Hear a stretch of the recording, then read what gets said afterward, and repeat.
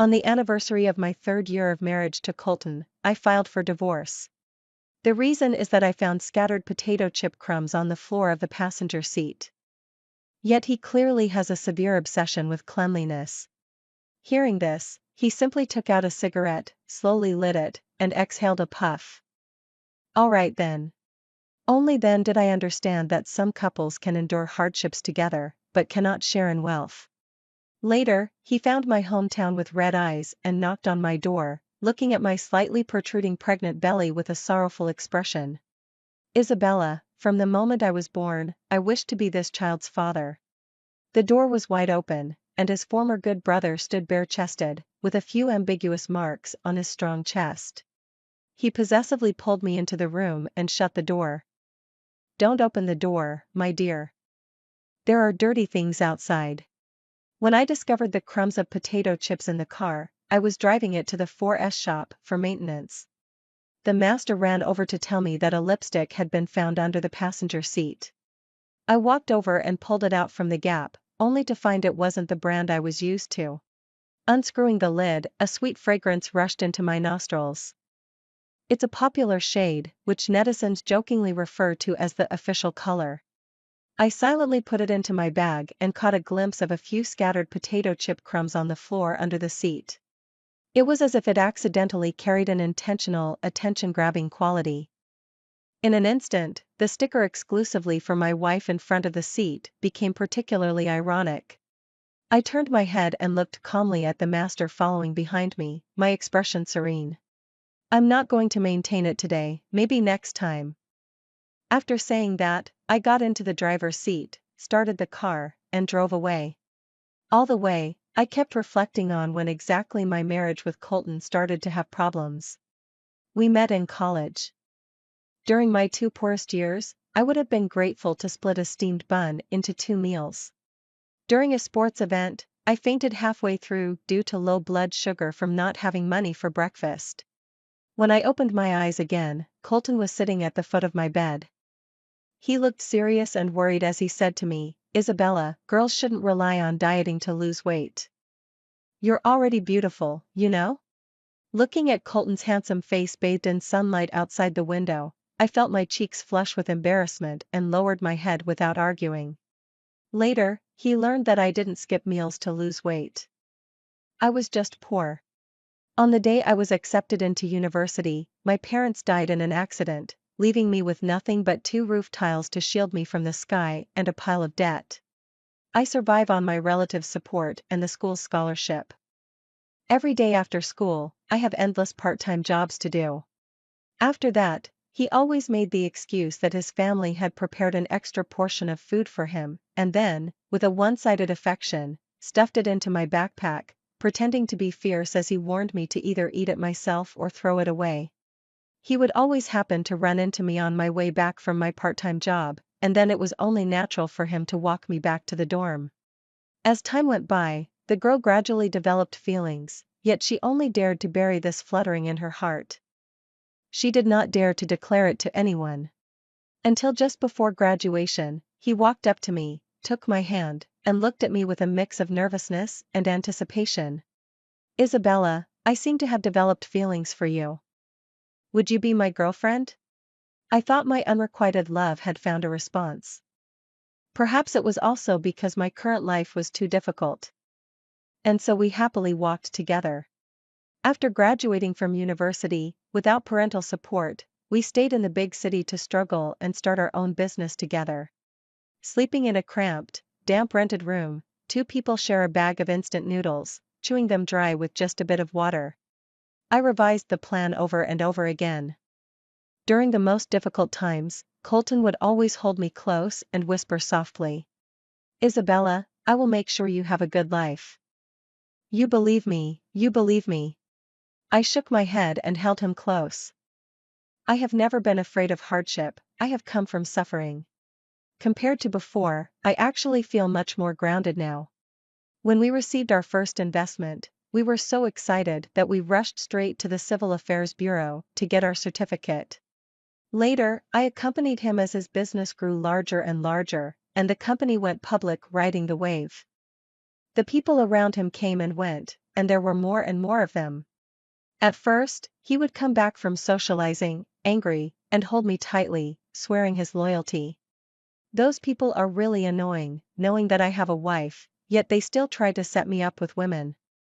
Don't worry, my wife, I won't let those women tarnish me. Later, he came back later, and occasionally I would catch sight of the lipstick mark on his collar, but he would always wear an impatient expression. Stop making a fuss. When men are out socializing, how can they not put on a show? Don't follow me around like a resentful woman asking if it's okay. I can only comfort myself over and over again in my heart, numbing myself. Perhaps he really is just forced by circumstances in the business world. As long as the person he loves most in his heart is me, that's enough. However, he, who has always been a germaphobe and wouldn't even allow me to drink anything in the car, surprisingly lets others eat snacks in it. Although the cars kept getting more expensive, he always personally put his wife's exclusive sticker on the passenger seat. I thought this was his deep affection. Yet I didn't expect that deep affection could change halfway. I drove to the bottom of his company building and took out my phone. It's our 3rd anniversary tonight, are you coming back for dinner? After a while, the phone vibrated. I opened the message, overtime at the company tonight, won't be back for dinner. I leaned on the steering wheel, a hollow pain in my heart, my eyes sore and unable to open. All the blood rushed to the top of my head. My hands and feet, however, were cold and trembling. Because not far away, the person who mentioned working overtime is sitting in the cafe. Next to him sat a vibrant girl. Her long hair cascaded down to her waist, and her brows and eyes were elegantly curved. Occasionally, when she spoke about something exciting, she would laugh and lean into Colton's embrace. He looked at her with deep affection as she chatted and laughed beside him, his eyes filled with tenderness. The look of someone falling in love is exactly the same as the way you used to look at me when we were deeply in love back then. No wonder he has been acting like a lovesick young man since he came back recently. He often stares at his phone in a daze, and even while taking a shower, he unexpectedly starts humming a tune. It turns out my husband is in love. And that girl I also have an impression of, she is the new assistant that Colton recently promoted from the lower ranks. At that time, I was quite surprised. After all, the position of an assistant can vary greatly in importance. The girl has just graduated from university and is interning. To put it simply, with her current experience, she is not qualified for this job. Colton gazed at me tenderly, but his words were unequivocal. She resembles you from certain angles. And it always feels like helping her is like helping us during our most difficult times. But it seems that I am nothing like her at all. This girl is obviously flamboyant, while I have always been one to keep my emotions hidden, calm as water. In the evening, Colton didn't return until late at night. He gazed at the pitch-black living room and the empty table. He raised his eyebrows in surprise. After all, according to my previous temperament, I would definitely have prepared a feast and sat in the brightly lit living room, stubbornly waiting for him to come back. But this time, I surprisingly didn't cry or make a fuss, and I even fell asleep alone. The next day, Colton surprisingly stayed home instead of going to the office. Seeing me wake up, he cleared his throat. With a guilty look on his face, he took out a necklace from his pocket. I worked late last night and when I came back, I saw you asleep, so I didn't wake you. I picked out a special gift for you. Here, let me help you put it on. I gazed at the necklace in his hand, glinting with a cold light. It was exactly the same as the girl I saw from the window yesterday. A wave of nausea washed over me. Suddenly, I feel that this marriage is utterly meaningless. In that moment, all the admiration, anticipation, and obsessions of youth turned to dust, dissipating into thin air. When I spoke again, my heart was already calm. Colton, let's get a divorce. The hand holding the necklace suddenly froze, and Colton's brow furrowed tightly. What are you going crazy about so early in the morning? Is it just because I didn't come back last night to celebrate the festival with you? We are together every day, what's the difference? Don't be unreasonable. I looked at him calmly. With me, it's overtime, but with your little assistant, there's plenty of time for sweet nothings. Colton, what do you take me for? A garbage dump? He irritably kicked the chair at his feet. I've told you countless times that I have nothing to do with those women, so stop chasing after rumors every day. Really? I pulled out a lipstick from the bag on the sofa and threw it in front of him. Isn't this something she deliberately left in the car? She's already provoked me to my face, how can I not indulge her? Colton looked at the lipstick on the ground, a flicker of panic flashing in his eyes, but in the next moment, he regained his composure. Doyen is simple-minded and won't come to ruin our marriage. You are now an orphan without a father or mother. Without me, where else can you go? My heart was suddenly tightened, and the words orphan without father or mother pierced me deeply. Indeed, as expected of a partner who has lived together for many years, they know exactly where to strike, causing the most pain. Where I go is my business, you just need to sign the divorce. Colton looked at me with disbelief, his face full of skepticism. Just for this? You're going to cause a divorce over such a trivial matter? I nodded slightly, yes, just for this. He paused for a moment, took out a cigarette from his bag, and lit it. After taking a deep drag, he exhaled a ring of smoke. All right. It's good for you to go out and experience some hardships, only then will you understand that if I hadn't protected you all these years, you wouldn't have the good life you have now. Looking at Colton's vacant expression, I felt something withdraw from my body. When I looked at him again, I realized he was no different from those ordinary men outside. You protect me? If it weren't for me, could you have secured your first investment back then? If I hadn't constantly revised your proposals and kept an eye on the investors' movements for you, would you have been noticed? Over the years, I accompanied you in growing the company, running around everywhere. Later, you were afraid that my power in the company would surpass yours, so you had your mother use the excuse of preparing for pregnancy to pressure me into resigning and staying at home. I ruthlessly pierced through Colton's despicable thoughts. He was infuriated and raised his voice. You know very well how you secured the investment back then. My heart sank, and after a long silence, when I spoke again, my voice was hoarse. So you never believed me? Back then, Colton couldn't find an investor, feeling unappreciated and downcast. To help him, I went through several twists and turns to reach out to a senior I had met a few times in college. Apart from money, his family has nothing left but money. After looking at the proposal in my hand, he didn't seem to fully agree. So every day I waited for him at the entrance of his company, staying up late to revise the flaws in the proposal. Until one day he returned the proposal to me, casually saying, I'm a businessman, if you want me to invest in you, you have to give me some benefits, right? I awkwardly withdrew my hand. Before achieving success, I don't like to make grand promises to others. He lifted my chin, his gaze scrutinizing me. I have plenty of money, that doesn't move me. However, I am indeed lacking a woman by my side. Would you like to give it a try? Hearing this, I angrily swatted his hand away, my expression firm. Please show some respect, I have a boyfriend. I know. He looked at me, unable to contain my anger, and muttered softly. I really envy him. Then the conversation took a turn. Forget it, I won't tease you anymore. I happen to need a secretary, how about you move in with me and be my secretary for a month? Seeing my face full of distrust, he smiled. Don't worry, I won't touch you, I'm not that desperate yet. As just a secretary, living together is the only way to be at your beck and call. So I agreed and moved into his house, going in and out of various occasions with him every day. During that time, he patiently guided me through various shrewd merchants, helping me to establish connections. A month later, I successfully secured the investment.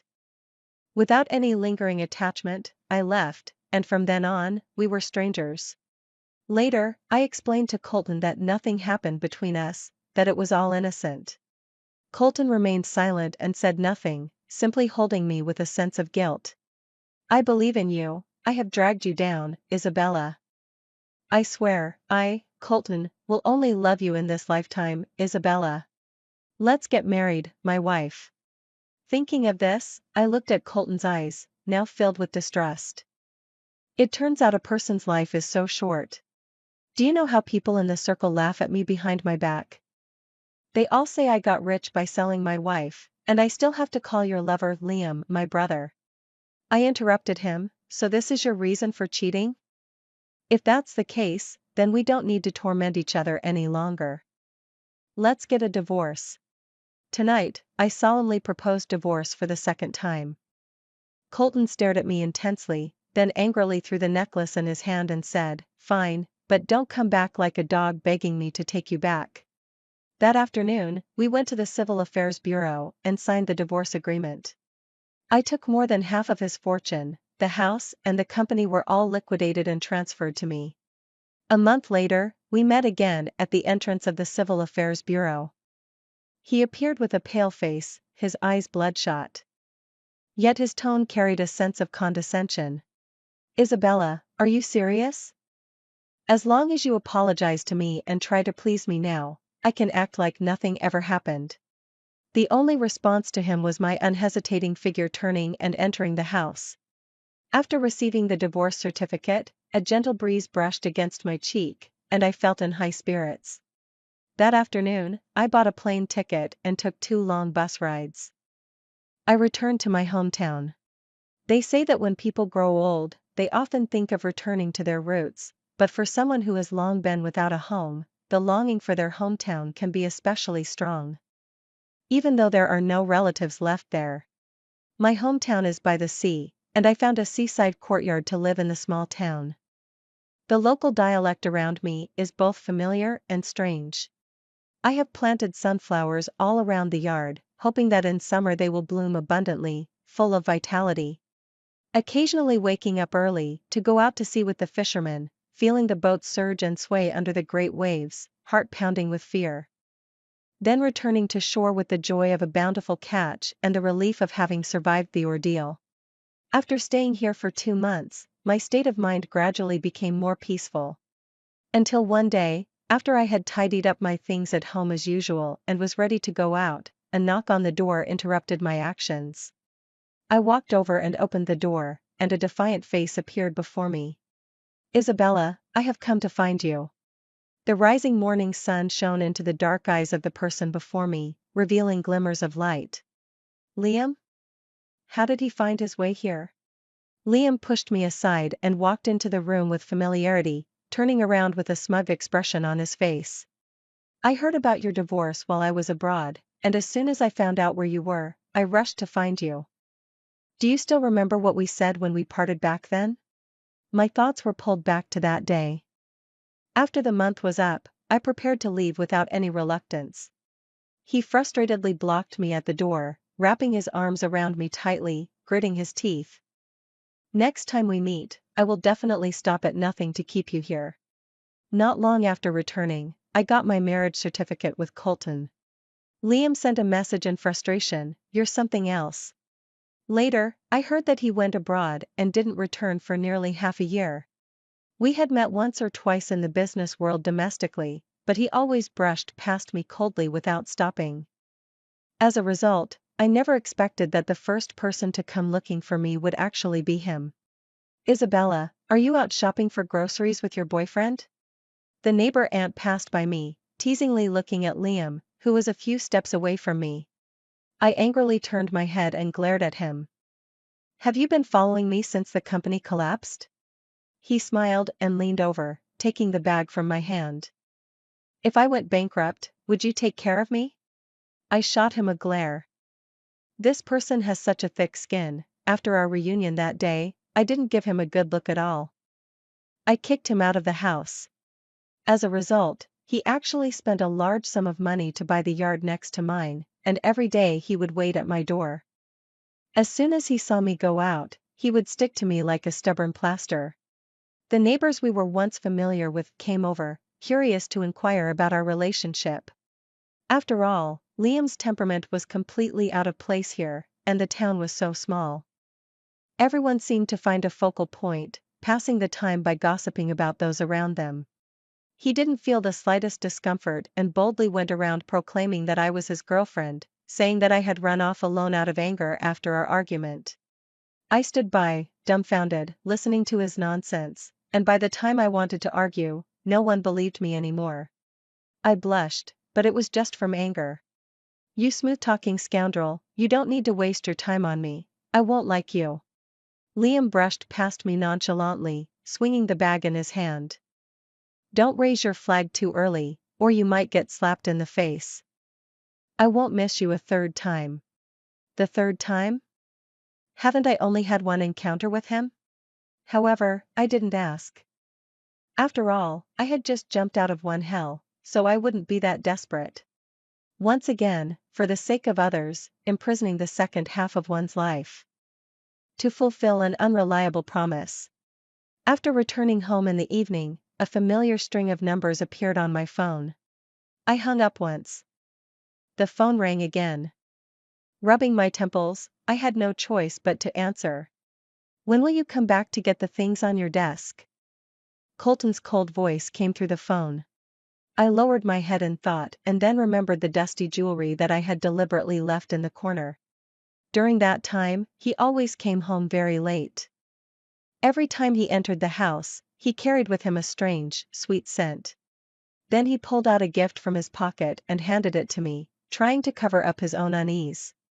Let it go, or leave it for its next mistress. I replied to him calmly. The other end of the phone fell silent for a while, just as I was running out of patience and preparing to hang up. Colton suddenly spoke up again. Grandma's birthday is next week, and she said she wants to see you. The fingers tightened around the cuff, the voice hoarse, I understand. After hanging up the phone, I looked at the calendar, and sure enough, next week is Grandma Lou's birthday. Since my parents passed away, my grandmother is the only one who has made me feel the warmth and care of an elder once again.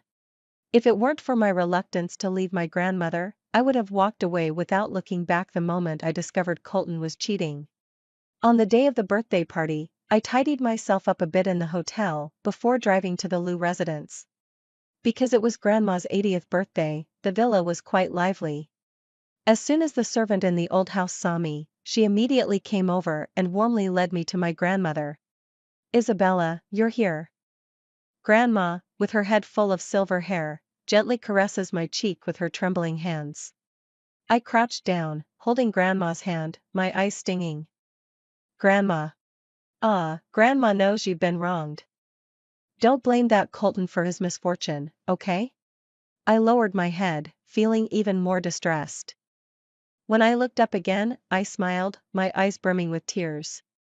I don't blame him.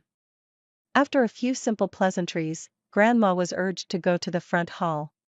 I slightly tidied up my emotions and stood up, preparing to leave quietly. As I drove from the garage to the entrance of the mansion, a figure suddenly darted out.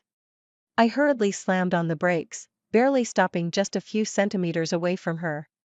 A sharp scream drew the attention of everyone in the hall attending the banquet. Are you okay? I hurriedly got out of the car to see if I had hit her.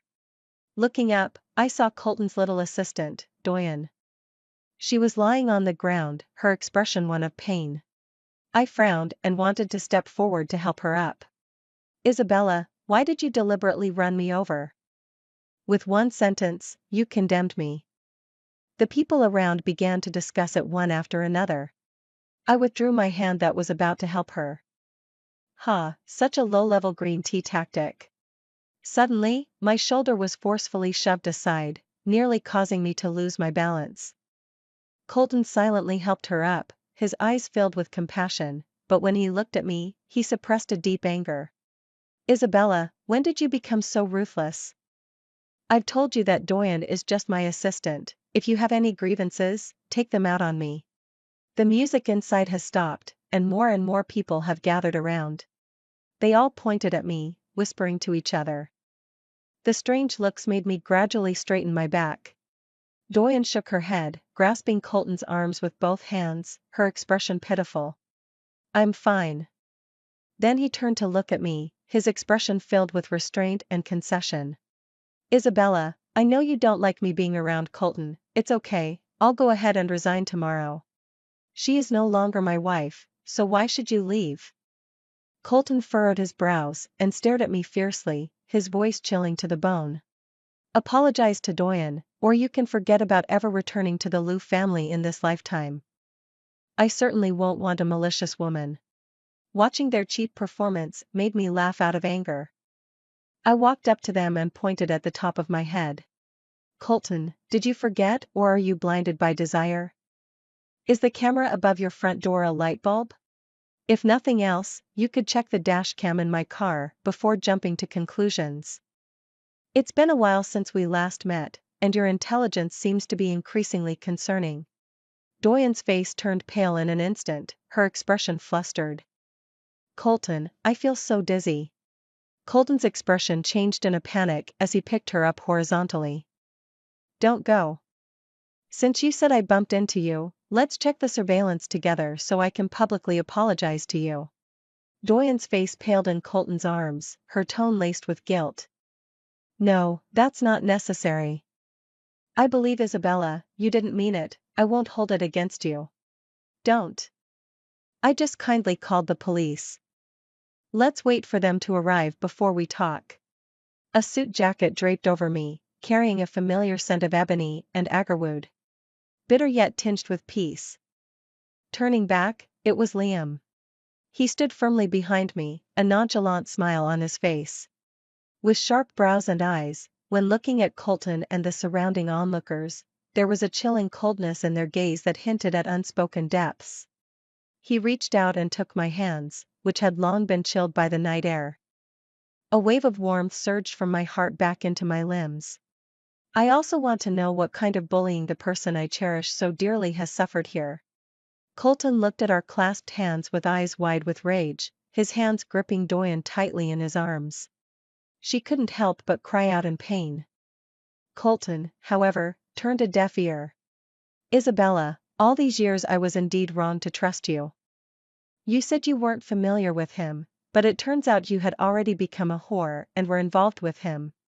My recently warmed hands instantly turned cold and stiff, and my face looked somewhat unpleasant. The Colton in front of me makes it impossible for me to connect him to the warm and kind person he was in his youth. So when exactly did this person's roots rot away?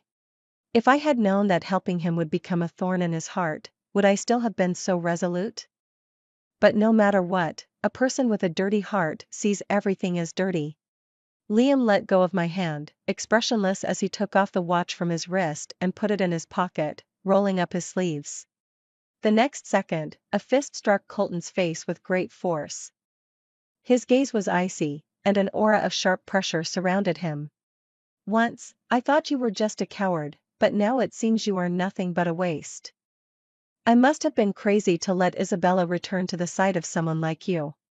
Colton, furious and wanting to fight back, was met with Liam's fist crashing down heavily on his face, once more.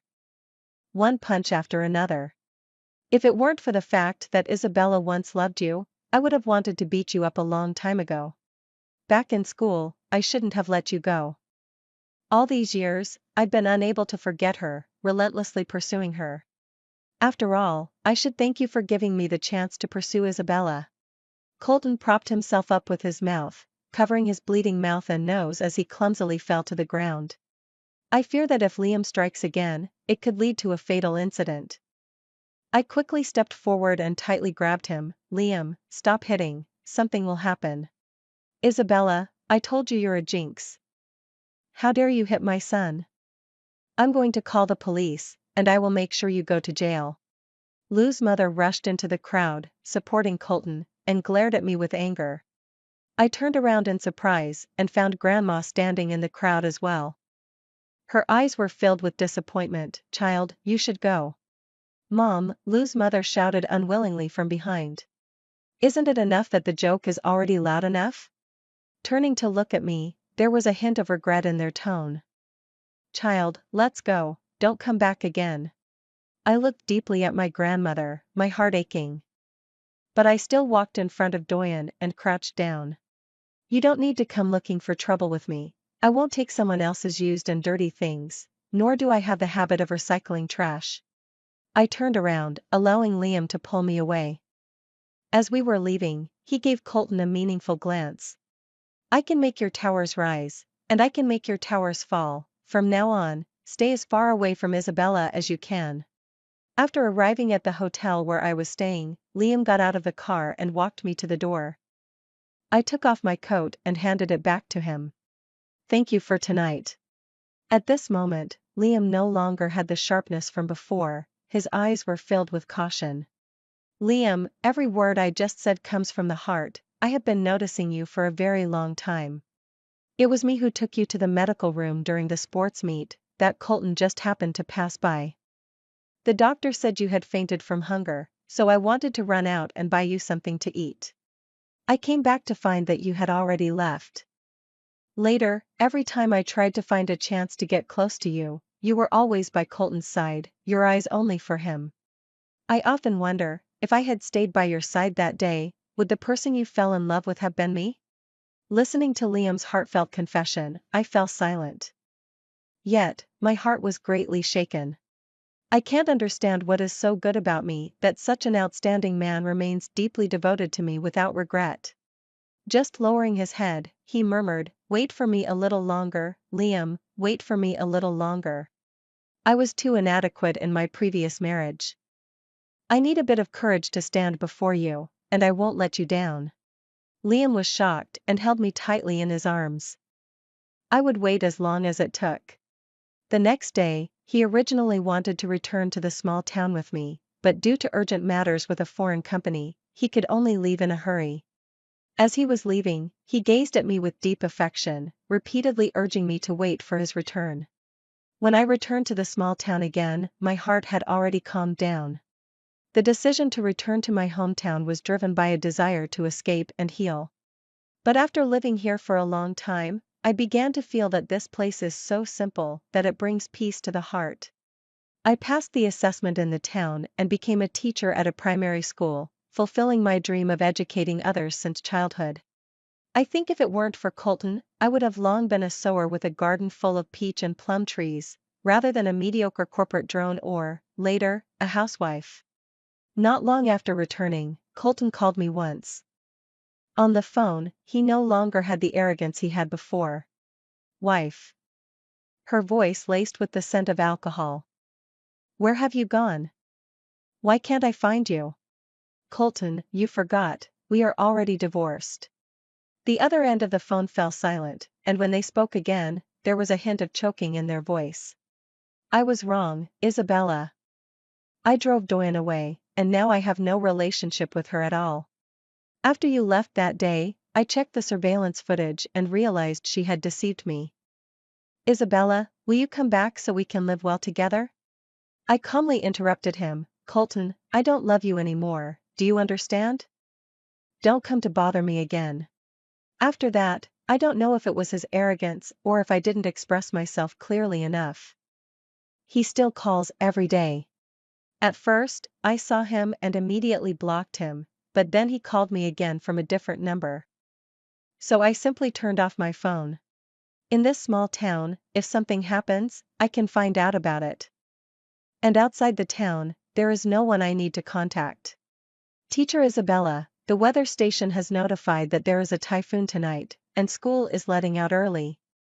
You should go home early to prepare. The math teacher from the class ran over enthusiastically to inform me. I looked at the time, it was still early. I immediately drove to the nearest supermarket, preparing to stock up on some food at home. When the results arrived, it was discovered that it had already been mostly looted. Only a few scattered bags of instant noodles remained. So I quickly packed everything back home. I had experienced a few typhoons in my childhood, so I was relatively experienced in reinforcing the house. After I finished all my tasks, I realized that it had already gotten dark. The outdoor gale tore at the leaves, scattering them in all directions. The trees twisted in the wind. Fortunately, the building inside is sturdy enough, so it is currently peaceful within. Suddenly, a knock sounded at the door. I hesitated and walked to the entrance.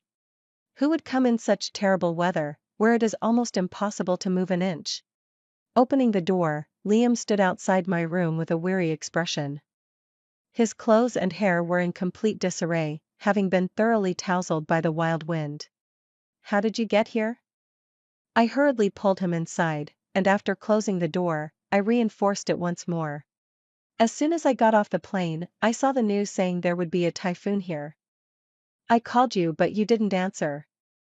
I was worried about your safety and concerned that you might be scared alone, so I immediately drove back from City B. I remembered that I had kept my phone off to avoid Colton. It takes at least over 20 hours to drive from City B to here. Have you adjusted to the time difference? And have you thought about where to hide if the typhoon arrives early? It's so dangerous outside. I spoke urgently, my heart unable to stop the lingering fear. Liam looked down at me. His fingers traced over my brows and eyes, every inch of my face. Until finally, they landed on the corners of my eyes, where tears were welling up. Don't cry, I didn't think too much along the way, I just wanted to make sure I wouldn't miss you this time. I don't want to leave you alone and scared anymore. I emotionally embraced him, unable to hold back my tears. It turns out there really is someone. When I was completely unaware. When I was in pain or afraid. They were always watching over me. Liking me. When I am happy, he retreats to the corner. When I am unhappy, he transforms into a knight. He personally protects me. I tiptoed to kiss him on the lips, my eyes reddened and my face flushed. Liam, thank you, and I love you. Once, I was afraid that my heart wasn't completely cleared, so I kept avoiding my feelings for Liam. Today, I have completely understood my own heart. I am no longer afraid to embark on the next journey. No matter what, happiness in the present is all that matters. As for the future, let it be dealt with in the future. Liam excitedly buried his face in my neck and shoulders, his voice choked with tears. Great, great.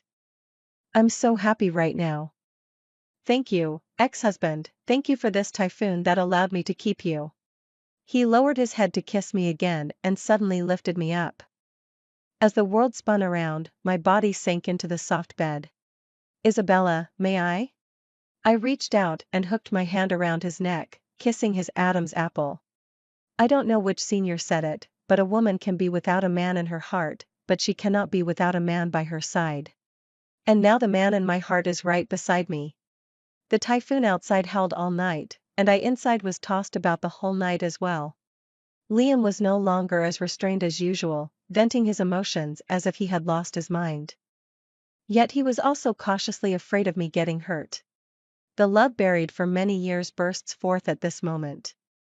In the end, it is impossible to tell whether what falls on the skin is tears or sweat. The next day, upon waking, the sky was already bright. After the typhoon had passed, the rising sun broke through the layers of dark clouds. The pedestrians on the street gradually increased. Everyone worked together to clean the streets that had been ravaged by the wild winds last night. Everything seemed to be filled with life and hope once again. After the last time, Liam completely moved in and started staying at my place. During this period, Colton stubbornly kept changing his number to contact me. I sighed, after all, I had once loved deeply and didn't want to make things too ugly. Colton, move forward, I already have someone I love. He scoffed on the phone, not believing it. Isabella, are you trying to provoke me? My divorce from you isn't to let you go, I just want you to calm down, to experience some hardship, to understand who truly is the best person for you. I replied to him with utmost calmness, whether you believe it or not, thanks to you, I am now with Liam. Isabella, don't be naive. He's just playing with you. Someone of his caliber would never marry you. You see, people like this. I used to say I wasn't with Liam, and he didn't believe me. Now I say that I am with Liam, but he doesn't believe it. Stop messing around, okay Isabella? Let's remarry, just like before, alright? What responded to him was the busy tone after I hung up the phone. I must be crazy to waste my breath on someone like that. Later, when an old friend came to see me, they brought some fragmented news about Colton. I heard that after he broke up with Doyen, she came to his door with her family. It turned out that Doyen was already nearly 2 months pregnant. She wanted to pressure her family into marrying Colton. To her surprise, Colton firmly disagreed and even forcibly took Doyen to the hospital for an abortion. And declared, "My child will absolutely never be born from the belly of such a vicious woman." My friend said that Doyen took advantage of Colton being drunk, showed up in my clothes, and the two of them ended up rolling together. When I heard this, I felt a wave of nausea wash over me. But none of this was my concern anymore. On the contrary, I'm quite curious. These past few days, Liam has been acting mysteriously, and I have no idea what he's up to. He often disappears from sight. Until one day after dinner. Liam took out a stack of contracts from his pocket and looked at me seriously. "Baby, I know you don't have trust in marriage right now. I am willing to wait for you, until the day you fully accept me. I have drafted a contract with a lawyer to unconditionally transfer all my company and all properties under my name to you. This is the sense of security I give you, so you don't have to panic. Even if we remain nameless and formless for a lifetime, I am willing to stay by your side." I instantly teared up and slapped those contracts back at him. "You don't want a title, but what should we call who after our child is born?" the neighbor Wang. Liam was stunned, sitting in the chair for a long time, unable to come to his senses. Suddenly standing up, eyes bursting with surprise. He pulled me into his arms. "Ha ha ha, let's get married right away, that's wonderful. I feel like I'm going to be so happy I could die." I smiled and hugged him back. The next time I saw Colton, I was already 4 months pregnant. I had passed the dangerous first 3 months. Liam has been entangling with me every night recently. Every time it reaches the final step, it always comes to an abrupt stop, and then he gently caresses my belly. "Wife, don't rush, take your time." I looked at him, drenched in sweat and with a face full of restraint. I kicked him in the back. A cold smile crept into my heart. Who was really in a hurry? Just as I was about to continue my assault on him, a sudden ring of the doorbell interrupted me. I walked over and opened the door. I found that Colton had finally come. It had been a long time since we last met, and the once spirited him had completely vanished. His face was haggard, and his eyes were filled with bloodshot veins. His cheeks had also thinned considerably. "Isabella, I'm here to take you home." I stood at the door, against the light. His gaze shifted downward, looking at my slightly protruding pregnant belly. The look of surprise in his eyes instantly turned to silence. After a while, he finally pulled the corners of his mouth up, smiling silently as he spoke. "It's okay, it doesn't matter that you're pregnant. Give birth to the child, I am willing to be the father. As long as you come back with me, we can be just as good as before." Liam walked out of the house, bare-chested and wearing sleep pants, with marks from my recent grasp on his muscular chest. It looked particularly ambiguous. He glared at Colton, then pulled me inside and shut the door. A whiff of tea talk. "Wife, don't open the door, there are dirty things outside." I patted his hand and reassured him, "Be good, I'll say a couple of words to him and then send him away." Liam pursed his lips, ultimately saying nothing, just opening the door and watching us with a hawk-like gaze. "Colton, you saw it too, I am married now. And I am very happy, so let's keep that last bit of dignity, shall we? Don't let my memories be filled with the unbearable images you gave me." Colton's expression was greatly affected, yet he remained undeterred. "How can you guarantee that he won't be like the old me?" I stepped forward and took Liam's hand, saying with a tender expression, "Because I trust him." He turned pale as a ghost, lost in thought as he turned and walked away. Standing behind him and looking at his back, I felt no waves in my heart. The person in front of me is someone I have loved, hated, and struggled with. In the end, it has all returned to calm. Turning around, Liam stood behind me. The look in his eyes was filled with an undeniable deep affection. Though I search for him 1,000 times, that person is, however, in the dim light of the lanterns. Later, When I heard news about Colton again, I learned that he had become disabled. It turned out that after he returned, feeling disheartened, he agreed to Doyen's request for one last meeting. Doyen lured him to the mountains on the outskirts.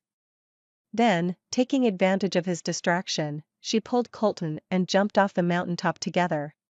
Doyen died on the spot, while Colton was left paralyzed, destined to spend his life in a hospital bed. When I heard this news, I was selecting clothes for the baby about to be born. Liam tentatively asked me if I wanted to go take a look. I smiled and shook my head, placing an order for the clothes I had just liked in my phone. Not going anymore. Past memories. Unwilling to look back,